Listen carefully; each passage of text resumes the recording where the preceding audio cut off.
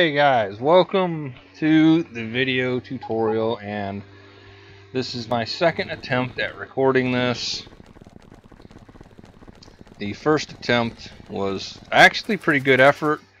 I did have a little bit of a false start, but I have all the pieces I need now to do a proper start. Let's get rid of these. Okay, what I'm going to do is I'm going to show you how to set up proper signaling. And I know everybody's like, well, but it worked in single player. Well, there's a lot of shit that works in single player that doesn't work in multiplayer. So I don't want to hear how your shit works in single player. What we're going to do is we're going to go through, this is my Choo book. I got a whole bunch of stuff. You can get it online. If you go to Factorio prints and you search for, my username there is Quentin, or you can search for Cwhizard's Choo book. Okay, the one we're going to do is with this.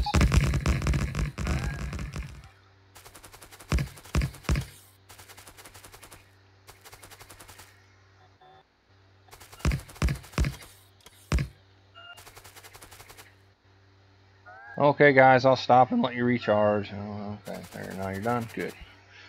Okay.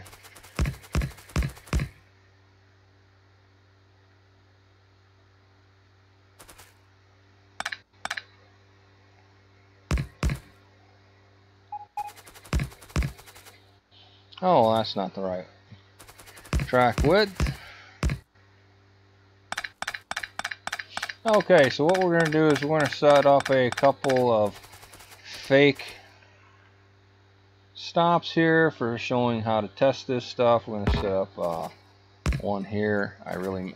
They need to increase the length of that. That is ridiculous that I cannot place a signal that far away. I personally like the long reach mod that restores it to the way it used to be way back in the day, when you could, anything you could see you could place. I mean, you could play completely from map mode if you wanted. Okay, so we're going to call this one test.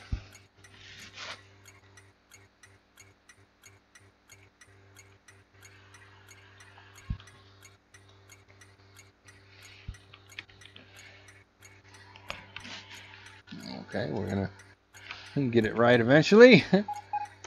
There, this one's going to be test, and this one over here is going to be test 2. We're not going to do that because I don't want to get into a situation where we have to do test E. So that one's going to be test 2. I'm going to plop this down. And I don't have any wood because I threw it all away. That's right. I need wood. I need wood.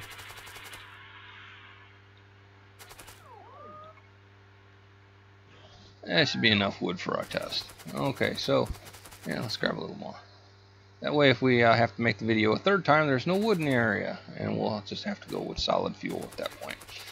Okay, so what we're going to do is we're going to fuel these trains up with a little bit of fuel. And give that one half. That should be plenty of wood for our testing. We're not doing a whole lot of testing. We're going to fuel this one up, because trains have to have fuel. Okay, so now what we have here is, on every entrance to a junction, what I want you to do is I want you to put a rail signal followed immediately by a rail chain signal. Okay, so when you place this down, see how it disables the 2 slots right next to it? So you do that. So there's actually a little bit of space there where it looks like it could physically fit one, but it really can't because it disables that slot for it. But anyway, this is on the entrances to a junction. This area, this is a junction. Okay, so the entrance to a junction, and this is on a right-hand drive system. I use right-hand drive. If you want to do any of this on left-hand drive, it's easy enough. These signals here would go to the opposite track on the inside, and so this signal would go to the opposite track on the inside. And I will set that up real quick just to show you what it would look like. You have to force it to do that. Okay, now they're Christmas lighting right now because they're not matching up to the rest of the system. But that's what it would look like if you were doing left-hand drive. Or actually, because left-hand drive would be over here, like that. Okay, that's what it would look like if it was left-hand drive. We're going to go ahead and get rid of this. We're going to go ahead and go back.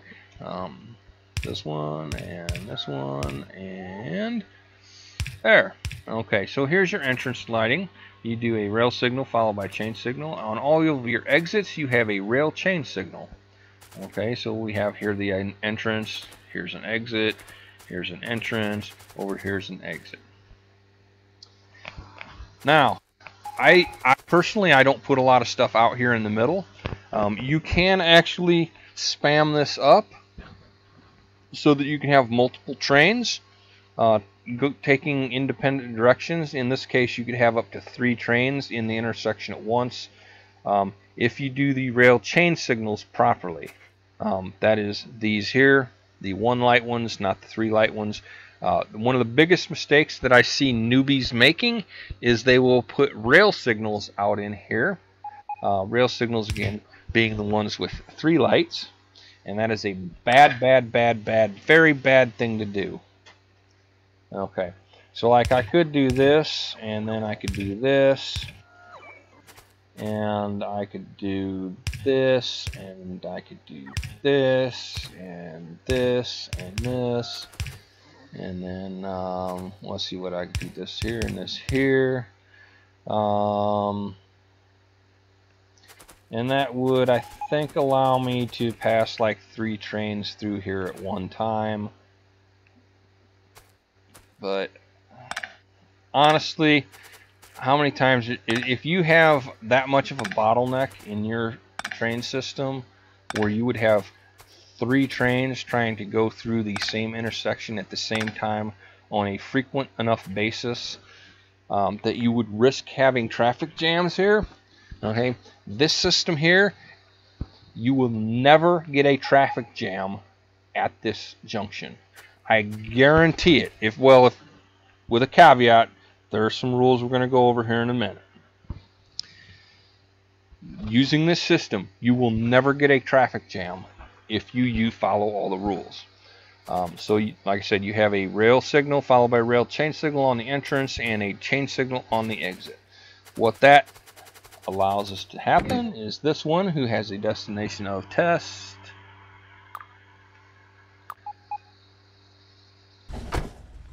See, it can come up to here and it can stop right there. It will not, because there's another train using the intersection, it will not enter, it will stop and wait.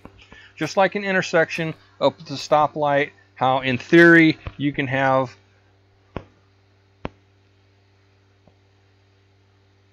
four cars all going at the same time, or in this case it would be, I guess, 3 cars as long as their paths don't conflict. You know, it's better to just go ahead and have stoplights. I mean, if everybody was an excellent professional driver, well, shit, we could have cross traffic going, and yeah, you just time your car so it flies right between the 2 cars going in a perpendicular pattern, and there wouldn't be any accidents because everybody timed everything just right. You know what? It's better to just go ahead and have stoplights. So this is a simple system. I'm not saying it's been absolutely optimal. There will be times when a train will stop, when in theory it could proceed, but I guarantee you will never get traffic jams using this.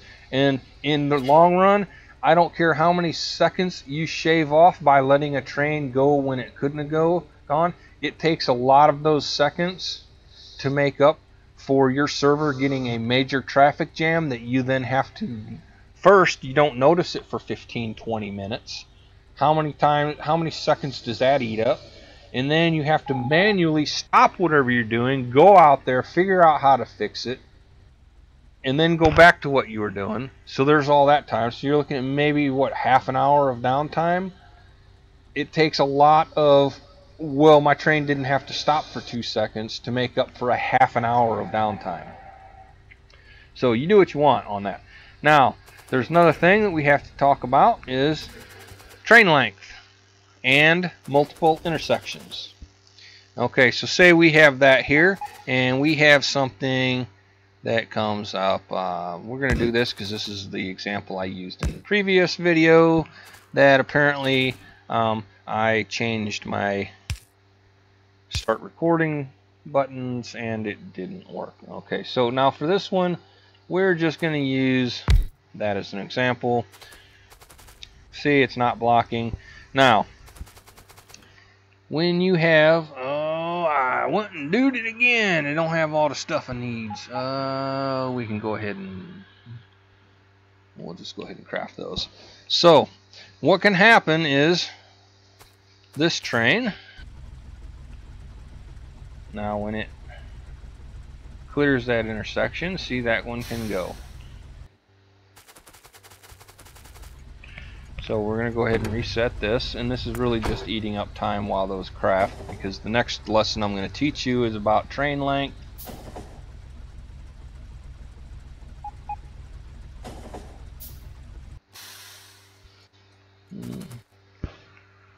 I think a kitty cat wants inside, so let me go AFK real quick. And that's an exit from that. I will go AFK for just a second, guys. Oh.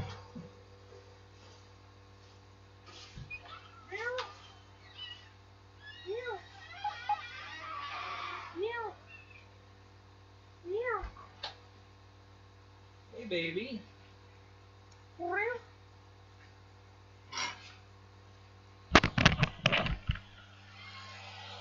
Meow.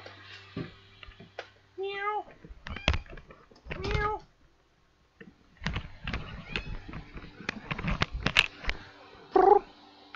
How you doing?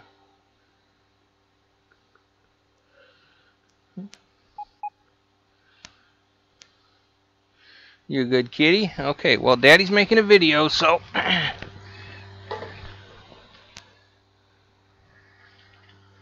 okay, so now on to train length. See, we have this, and this is properly set up, and then we get up here to this one, and we need to properly set that up. That's driving me nuts. Okay, and then we have, that is the exit signal from there. Always the autosave.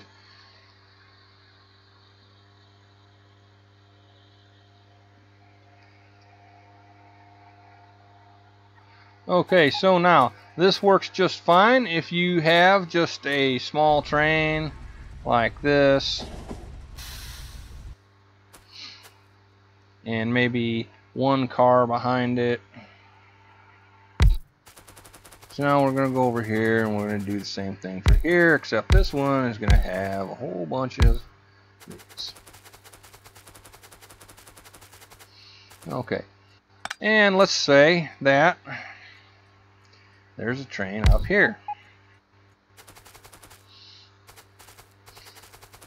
So we have this train.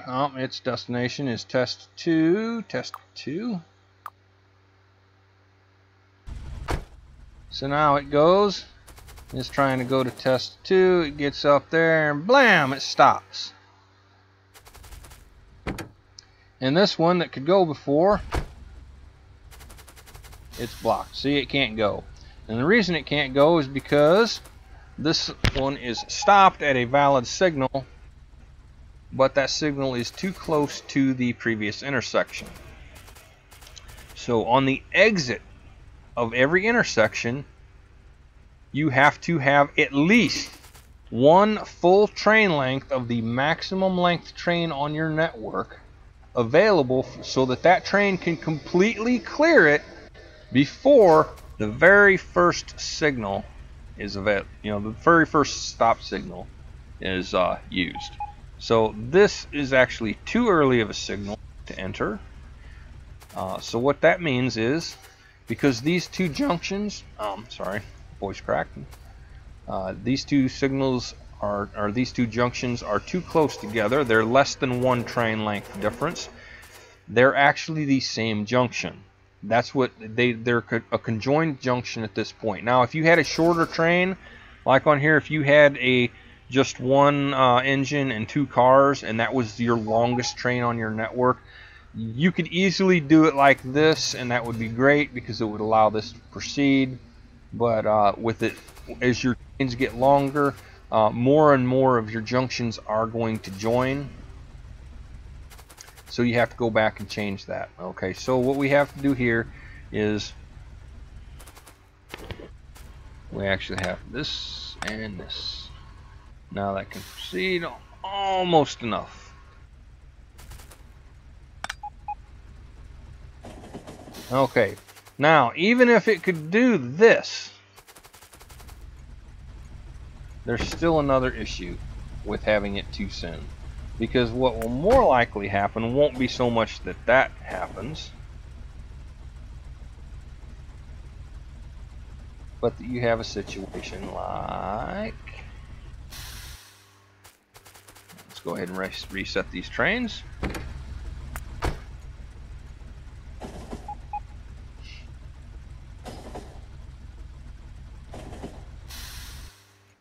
Okay, so you have this train here, and I don't have another engine built, so I'm just going to simulate it with the Ghost. This train comes along, and it gets to this intersection before this train over here. It enters this intersection here, like this, and say it's a train length down here, so its butt is still sticking out in this intersection, which would block this one.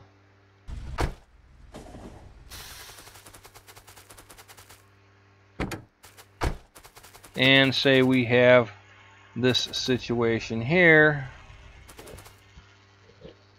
where we're using that as the exit signal instead of the rail signal, because I've had comments from a couple players that, you know, they don't like the change signals because change signals can stop the train based on another train that's a long way away. And yes, that is the entire point of them, is to stop them from entering the intersection, even if it's a really big intersection. The solution to that is either use super short trains, which are inefficient in larger maps, or oh, there's another stupid solution. Space your intersections out more, I guess. You know, be less efficient about where you have intersections, make them loop around a lot more. and then hope your trains never grow that long. Okay, but anyway, the reason you don't use that is because then this one can go and start it right now. It can get out here and, well, it won't enter. Oh, I remember what it was. Okay, the issue is, say this train gets up to here, and it is allowed to, hold on, I better, sorry, I'm getting a little bit, I was better the first time, god damn it. Okay, so this train here gets up to this signal, and it's right here, and hey, I got a green light, so I can go.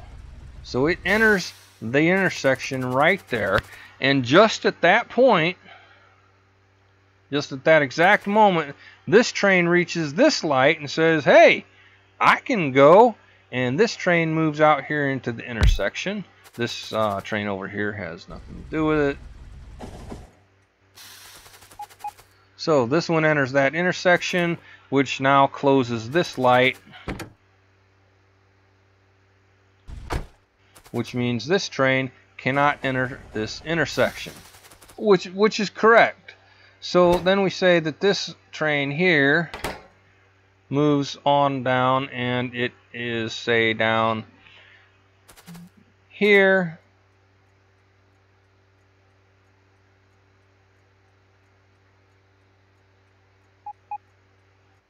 Where is that? Hold on. Say it moves down here. This. And so now it's blocking this intersection, so if another train is coming along here, it can't enter, and this is a traffic jam situation right here. I had a better example, but I already forgot it. Short-term memory goes in old life. Never get old. It's not all it's cracked up to be. It's not as glorious as they act like it is. I mean, you know, they tell you all your stuff just mysteriously starts hurting, and you know, you all kinds of stuff you can't do anymore, weird pains, you know, just weird shit starts going wrong with your body. Well, I am here to tell you that it is not even nearly that awesome. It is a horrible experience. If it was that awesome, more people would do it. But as you notice that the older you get, there are fewer and fewer people doing it. Because it sucks. Anyway, that's the proper way to do signals. Please stop doing shitty signals. Start doing these awesome Cwhizard signals. And like I said, I guarantee if you do the proper signaling, you will not get traffic jams. It may not be the most efficient, but particularly in large mega bases, you know, that train can wait 2 seconds for the other train to finish using the intersection in order to prevent traffic jams. Because I mean, if you have a small base where you only have like maybe 5 or 10 intersections and they're all, you know, real close to base, it's not that big a deal. But when you get it, you're over here, and I'm, you know, say I'm over here and I'm working on, you know, the rocket, and I'm working on my science, blah blah blah, and all of a sudden there's a traffic jam out here. Well, hell, that's all the way on the other side of the map. I gotta go, what, take a train out there and hope there's not a traffic jam in between. And oh, I hate these things where they try to change formats. But you know, but then I gotta go out there and I gotta clear the traffic jam, and you can't move the trains manually from a distance. You know, so friends, don't let friends do shitty signaling. So please do proper signaling. It'll save everybody a lot of headache, mostly me, but also you from having to listen to my rant and rave. And that's the way to do it. No traffic jams, high throughput, simple, easy. Oh, I'm going to show you a major situation I did want to show you where the issue of joining the intersections really comes into play. Now, as you see down here, we're using extremely long, well, not really long trains. These are 420 length trains, 4 engines and 20 cars. Ignore the reference, it was unintentional. It's just to maintain a 5-to-1 ratio in the cargo to the engines. But anyway, here's our stacker, here's our unload sections. Yes, in fact, we are running 20 belts of iron and 20 belts of copper, and believe it or not, it's not enough. We're actually using all the iron, and this is on expensive mode, so we use more. Now you see this out here, this is, of course, a really big intersection, because these are so close together that they're not a full train length apart, but also these unload stations here are also part of this same intersection.